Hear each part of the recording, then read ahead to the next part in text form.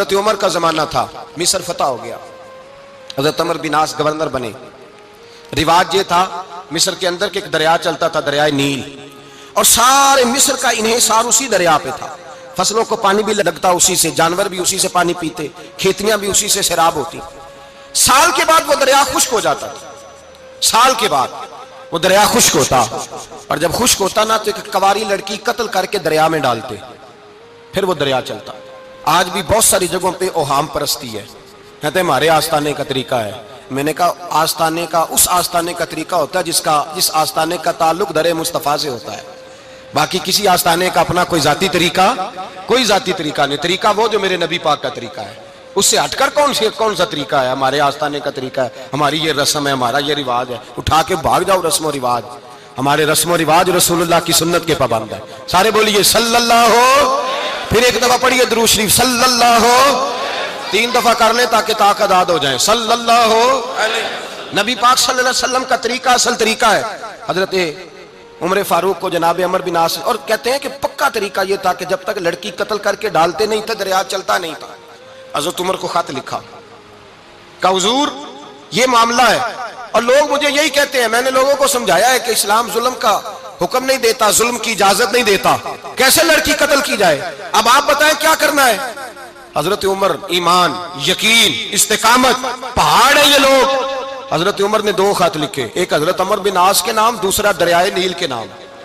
2 خط لکھے، ایک خط لکھا دریا کے نام، ایک خط لکھا عمر بن عاص گورنر کے نام۔ گورنر کے نام خط لکھا تو فرمایا جتنے یہودی ہیں، عیسائی ہیں، کمزور ایمان والے، سب کو دریائے نیل پہ لے جا، اور میرا یہ دوسرا خط دریا میں ڈال دے اور سب کے سامنے ڈالنا۔ کہتے ہیں یہ خط پڑھنا چاہے تو تجھے اجازت بھی ہے، سنیے اور سر دھنیے اور سوچئے کہ اصل کمزوری کہاں آئی ہے۔ رمضان کے سب سے پہلے جمعے میں سب سے اہم موضوع چھیڑا ہے، کمزوری اور نقص واقعہ کہاں ہوا ہے۔ حضرت سیدنا عمر بن خطاب رضی اللہ تعالیٰ عنہ نے دریا کو مخاطب کر کے لکھا، ہو دریا، اگر تو کہتا ہے نا کہ لڑکی قتل کر کے پھینکی جائے گی تو میں رسول اللہ کا ماننے والا ہوں، میں ظلم نہیں ہونے دوں گا، ہمیں تیرے پانی کی ضرورت ہی کوئی نہیں، تو بے شک پانی نہ دے، اور اگر تو اللہ کے حکم سے بہتا ہے، اگر تو اللہ کے حکم سے بہتا ہے تو پھر اللہ کا بندہ اور مصطفیٰ کا غلام عمر تجھے حکم دیتا ہے کہ فوراً بہنا شروع کر دے، فوراً منٹ نہ لگانا۔ حضرت سیدنا عمر بن عاص فرماتے ہیں لشکروں کے لشکر لے کے میں دریائے نیل پہ پہنچا، اور بھرے مجمع میں جناب عمر کا خط میں نے ڈالا تو دریا نے بہنا شروع کر دیا۔ فرماتے ہیں دریا بہنے لگا اور غیر مسلم کلمہ پڑھنا شروع ہو گئے۔ لوگ مجھے کہنے لگے کیا دکھایا ہے جو کلمہ پڑھ رہے ہیں؟ تو میں نے کہا دکھایا کچھ بھی نہیں، یہ حضرت عمر کے ایمان کی قوت کی برکت ہے کہ بہت سارے لوگوں نے کلمہ پڑھنا شروع کر دیا۔